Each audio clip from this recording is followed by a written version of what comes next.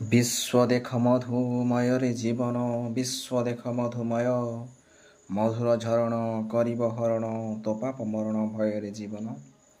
तो यही उक्ति शुणिला परे सी प्रकृति कवि गंगाधर मेहेरंकर अर्घ्य थाळे रचित कवितांशटी सतरे समग्र विश्व को मधुमय करी देखिबार प्रेरणा दे थाए।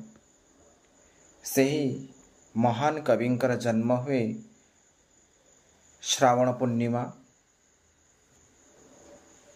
समय 1862 मसीहा अगस्ट 9 तारिख शनिवार श्रावण पूर्णिमा तिथि बरगढ़ जिलार बरपाली ठारे से जन्मग्रहण करथिले। आज प्राय 100 वर्ष तले 4 एप्रिल 1924 तांकर वियोग घटिथिला। आज मृत्युर 7 वर्ष पर मध्य तांकर कविख्याति मलिन पड़ना। 1918 प्रकाशित अर्घ्य थाली गंगाधर मेहेरंकर एक प्रसिद्ध काव्यकृति। से संगलित अमृतमय और मधुमय तांकर दुईटी प्रसिद्ध कविता। ये कविता यथाक्रमे जून और अगस्ट 1914 उत्कल साहित्य प्रकाश पाई। उत्कल लक्ष्मी परी काव्यर रचयिता गंगाधरंकर सृष्टि यही कवितार प्रतिफलित होइछि।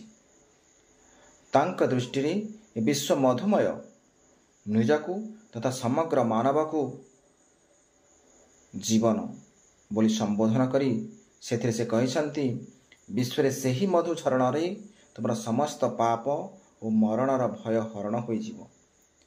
एही मधु झरण से देखिछंती जननीर स्नेहरी पत्नीर प्रणयरी बुधबंधुंक सतालापरी तथा पितांक स्नेहरी तांक दृष्टि ये सब गोटे गोटे मधुझर सब ताप विदूरित करी जीवन को शीतल करे। एहीपरि भाव नूतन कर्म नूतन मर्म और नूतन ज्ञान भितर से जीवन पाई नूतन आलोक देखिछंती।